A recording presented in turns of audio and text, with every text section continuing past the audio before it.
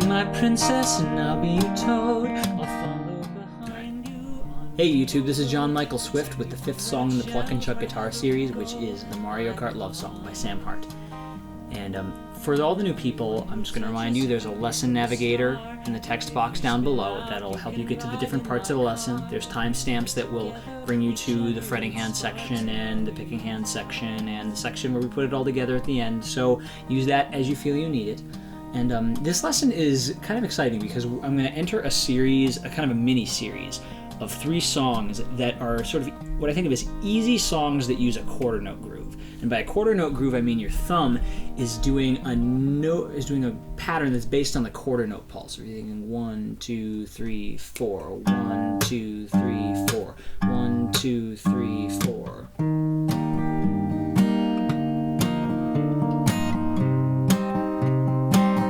The thumb is very grounded in the quarter note pulse in these songs, and there's it's just a generally similar right hand technique between the 3 songs.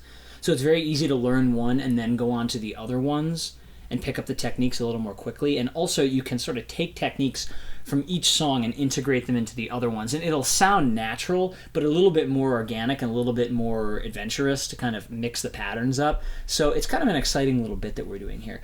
Another thing that's going to happen in this section is I'm going to start to introduce more complex plucking integration. Up to now, we've really just done thumb plucks with all this stuff. Now we're going to be picking a little bit more intricate parts with the other fingers. We're going to get into a technique I call Antichucks, which is sort of doing plucks that kind of bounce right off of the chucks. And it's a bit trickier than it looks, so I'm going to try to start to explain it in detail in this video and then a little bit more in the later ones. So look for that as we go through this lesson. It's another big thing that's happening at this point in the series. So I think without further ado, let's get on to it. So the fretting hand for this song is not too tricky. The shifts between the chords are pretty economical, and there's only 5 chords in this song. So this is the easier part of learning the song. For those who want to know, we've got the capo on the 3rd fret here, and I'm playing sort of C major chord shapes. The song is actually in E flat, but I'll explain it as if it's in C, and I'll say all the frets based on their position from the capo. So, I'll say the open string when really it's the 3rd fret because of the capo, but you get the idea. And I think it'll make explaining a little easier. So we're starting out with a C chord, but Sam doesn't finger it like a regular C chord. You could play a regular C chord, but what he does is he keeps these 2 fingers, the pointer on the 1st fret of the B string and middle on the 2nd fret of the D string. He's instead using the pinky on the 3rd fret of the A string and then the ring finger on the 3rd fret of the thick E string. So this is like a C with a G in the bass down here on the thick E string. And this is going to make it easier to get to some of the other chords. So we're going to start with this, and then to get to the next chord, which is a G with a 4th suspension, we lift the pinky and we move the middle finger right, keeps on the 2nd fret, but it moves it over to the A string. So you notice this note under my pointer finger, it's kept from the last chord, and it sounds a little out of place. But this note is in every single chord, so it's what we're going to call a pedal tone. And it's kind of a non-chord tone that kind of gives it a little bit of a funky feeling, but just trust it, it works out in the end. So we've gone from the C chord, just moves 2 fingers to get to this G with a suspended 4th up here on my pointer finger. Next chord is going to be regular old A minor chord. We're going to lift the 2 fingers off of the thick strings and move them over. I like to do middle finger 2nd fret of the D string and ring finger on the 2nd fret of the G string. You'd actually probably get to it easier if you switch those fingers, but I know this fingering a little better, so that's one I tend to go to. Whichever you like will work. So it's a regular old A minor chord. And then the 4th chord in the progression is an F with a C in the bass. And it's very similar to the C shape we had before. Imagine the C shape we had at the beginning, and you lift up these 3 fingers and move them over towards the thin strings. So with that, we have the pointer finger, 1st fret of the B string, middle finger, 2nd fret of the G string, pinky 3rd fret of the D string and ring finger 3rd fret of the A string. And to get back to the C we had at the beginning, do exactly what I said before in the reverse order. We pick up these 3 fingers and we move them towards the thicker strings, right back where we started.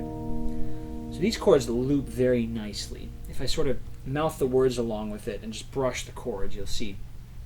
You'll be my princess and I'll be your toad. I'll follow behind you on Rainbow Road. Protect you from red shells wherever we go, I promise. And the chorus changes are exactly the same. And the finish line is just around the bend. I'll pause this game so our love will never end. Let's go again.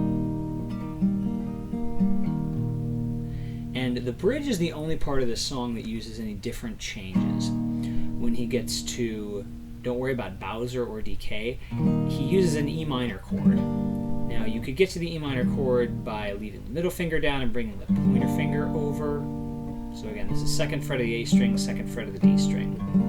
You could also sort of slide this shape down a half step and pick up these 2 fingers. So if you had these 2 fingers here from the F chord, you take them down from the 3rd fret down to the 2nd fret, and then you sort of slide right back up to this F chord for the next part. Because the bridge is just the E minor and this F. And then you do it again. And then you're back into the chorus. So to hear that transition, I'll brush the chord and say the words. So if I said, with this finger, it said, don't worry about Bowser or DK.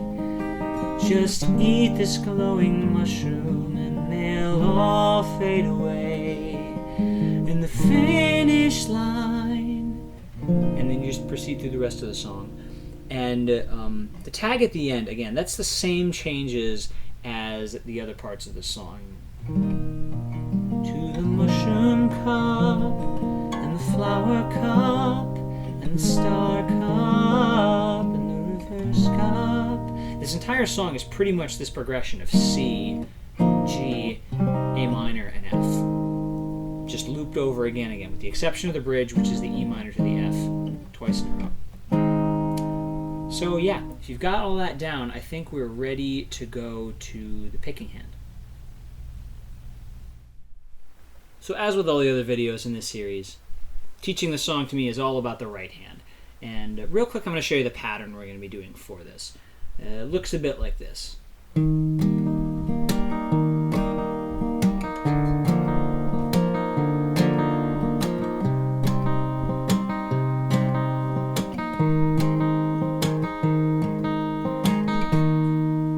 you'll notice I played that same pattern over all the chords in this song, except the one in the bridge, but if you played over the chords in the bridge, it's exactly the same. So basically, you can lock this pattern onto sort of these middle 4 strings, the A string, the D string, the G string, and the B string. You really don't have to play the outer E strings at all. You can if you want, but I'm going to teach it to you just using these inner 4 strings. And the first thing that makes this this pattern a little different from some other pluck and chuck grooves is that in a normal quarter note groove, you have the thumb just going pluck, slap, pluck, slap, pluck, slap. And that slap will stop the bass note. It's like the bass note is sustaining and you stop it to prepare for the next note. In this groove, we will not do that. What you're going to do is you're going to pluck the thumb and you're going to do the slap on the thick E string. And that's going to let the A string sustain. And you're pretty much going to play the bass note on the A string for every time. So this is an interesting thing about this groove that you're not going to get in other stuff, and it's definitely going to increase your vocabulary if you learn it. You to just, you know... Yeah, I guess it is.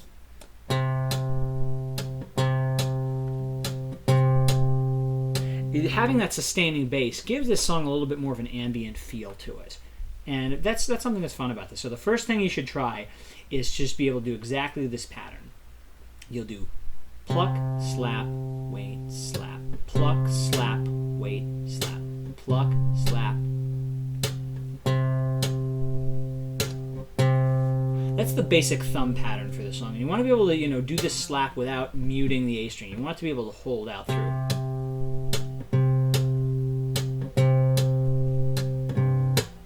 Now, if you want to, you can just go. You can play this pattern like a standard quarter note groove, but if you really want to get the most out of the song, I'd try to do it this way. So we've got the thumb sustain. The other thing that's going to happen that's different in this groove is what I call an antichuck, which basically is a pluck that comes right after the chuck. And the reason it's trickier than a regular pluck is because you got to position your fingers very quickly. So we're doing this thumb pluck, the chuck strum, and then you're plucking right after that. And in this particular case, we're plucking the B string pretty much every time. I like to use my ring finger for this because it kind of lets you position your fingers over each of the 4 strings that you're playing. Thumb on the A string, pointer finger on the B string, middle on the G. But you could do this all with the pointer finger if you wanted to. So take your pick if you want to do this all like Piedmont style with just the pointer finger, or if you want to spread the fingers out. I'm going to show you how to do it using one finger to each string. So you're doing pluck, chuck, and then this ring finger, right when you do that chuck, is you kind of like place it right there, so it's right between the strings, ready to go.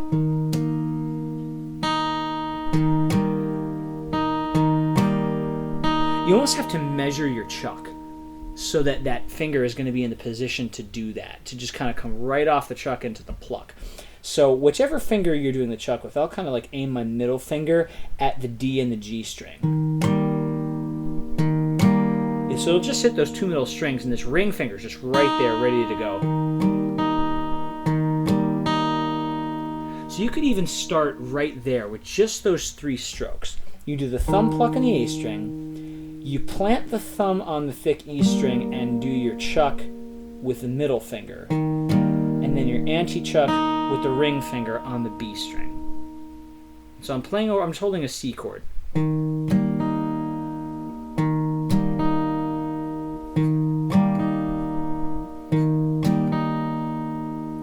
And you'll notice that if you do the Follow You Into the Dark lesson later, you're going to know this is the exact same pattern that makes that song very characteristic. This is I got a feeling Sam Hart stole this little pattern from Ben Gibbard, just a hunch that I have. But this is just a very key little moment right here, so it's definitely worth spending time just getting. Because it shows up in a couple of songs. So once you've got that down, then you're ready to fill out this pattern. Now, another thing that deviates from this pattern with another pluck and chuck groove is that rather than just being thumb, pluck, thumb, pluck, thumb, pluck, we take out the second thumb pluck. So you do pluck, slap, slap. So rather than doing thumb, slap, you do thumb, slap, slap, thumb, slap, slap, thumb, slap, slap, thumb, slap, slap. So if you work that out before, then that's good. So once you've got that first little pattern down, you're ready to kind of add the second half of this pattern onto it. Now, if this pattern begins with a thumb pluck and then has the chuck and the anti-chuck, the second half is similar, but there's no thumb pluck in there. You might expect there to be, but there isn't. It's another thing about this pattern that makes it more ambient. There's not as many bass notes in it, so it looks a little bit like. And the second half is just pluck, chuck, pluck, pluck, chuck, pluck. Now the first pluck is with the pointer finger on the D string. You do the chuck and then the anti-chuck just like before. And there's sort of a little pause, so it's almost like wait, pluck, chuck, pluck, wait, pluck, chuck, pluck, wait, pluck, chuck, pluck, wait, pluck, chuck, pluck. So take a moment, try to just get that.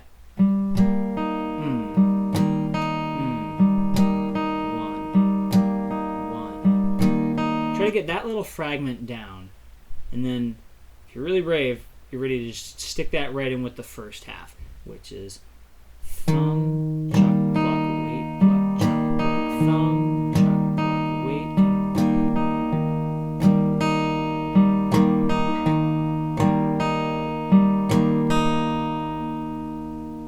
And that's the basic pattern for this song. And it's unlike a lot of the other songs, you don't have to practice shifting this between different strings. It's all on these middle 4 strings. So just getting that down and speeding it up. Will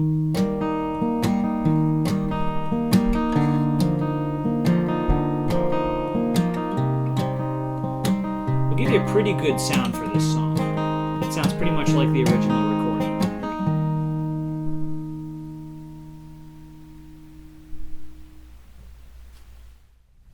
So once you've got that pattern down, you're ready to start integrating it over all the different chords of the song. So once we've got those 2 sections down, we're ready to put them together. And you're going to find there's not too many tricks to making this song gel once you've got those 2 basic parts down. The one part of the song that presents some interesting differences is the intro. A lot of times he'll do some little fills over the pattern that are very characteristic of this song. And I'm going to show you how those go first of all. So right off of the intro, he has a little hammer on that happens right there with the middle finger, and it happens almost where the second thumb stroke would go if you were doing a straight quarter note pattern. So you do, except you don't play it with the thumb, you play it with the pointer finger. So what I'm doing is pluck, chuck, anti-chuck, and I'm using the pointer finger to play the D string and do a hammer right back on the 2nd fret. No fancy moves or anything. And then you just finish out the pattern.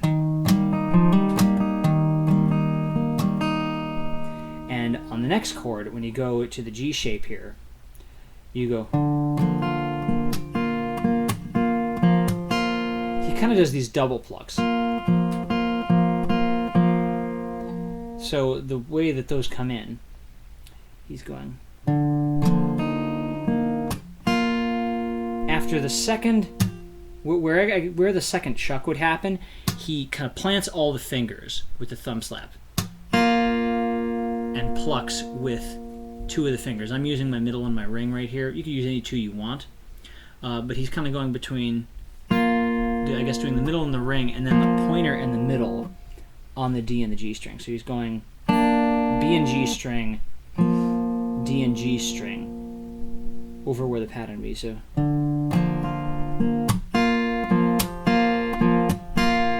So if you almost take it out of context and go 1 and 2 and 3 and 4 and 1 and 2 and 3 and 4 and 1 and 2 and 3 and 4 and 1 and 2 and 3 and 4 and. So that's kind of the riff that he does there. So those 2 put together, hammer, finish the pattern, and the double plucks. When you get to the same minor chord, you do a similar sort of hammer-on figure as you did with the C chord, except you're going to do it with the ring finger, and it's going to be on the G string, from kind of the open to the 2nd fret. And that's really where you would do the Antichuck before. Normally with the A minor, you go using your ring finger to pluck the C here. Here, you're going. I'm using my middle finger kind of plucking it twice in a row. And then going on with the pattern.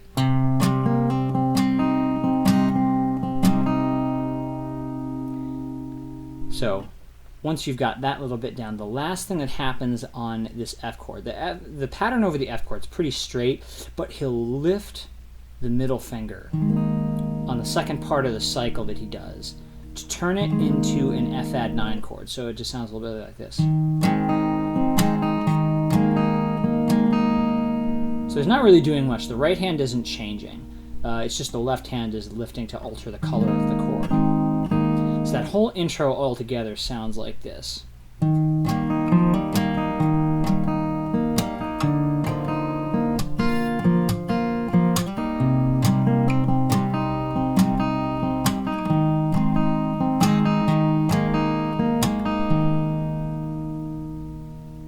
So usually when I play the song, I like to do that. because people will hear those little riffs in there and they'll know it's the Mario Kart love song right away. If they know the song, they know that because that's what he does on the recorded version, and it's very recognizable. And then after that, really, you're just keeping the pattern that I taught you in the right-hand section over all the chords. Just keeping the bass notes sustained. And then the same thing over the bridge section.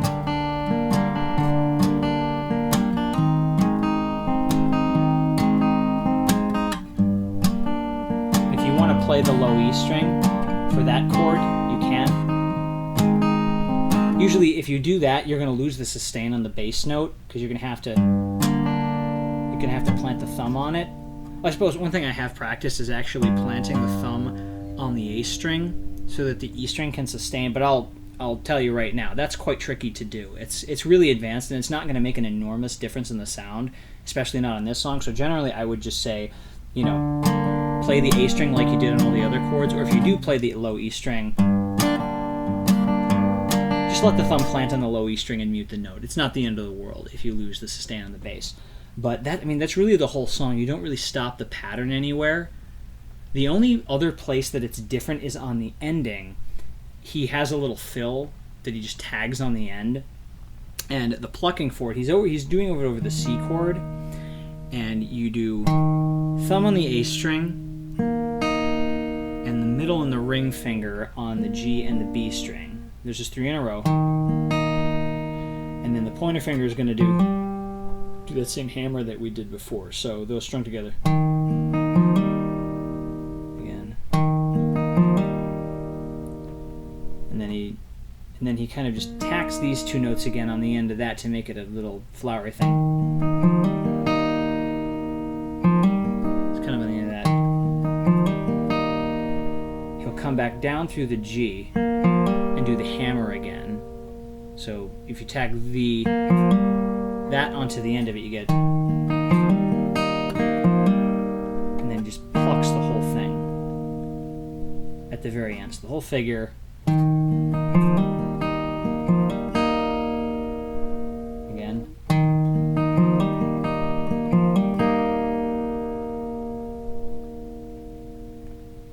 And if you've got that ending tagged on the end, that's really the whole song. So yeah, you're ready to start singing along.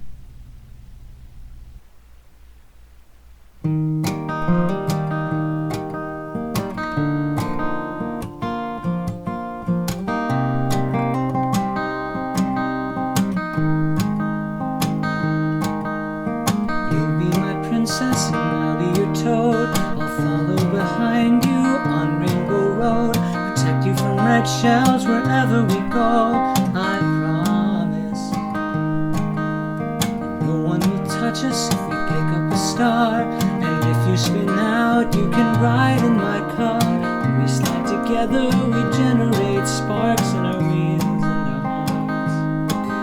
And the finish line is just around the bend. I'll pause this game so our love will never end. Let's go again. La da da da da. La da da. The blue shell is coming, so I'll go ahead. If you hang behind, it will hit me instead. But never look back, 'cause I'm down but not dead. I'll catch up to you. Don't worry about Bowser or decay. Just eat this glowing mushroom and they'll all fade away. And the finish line is just around the bend.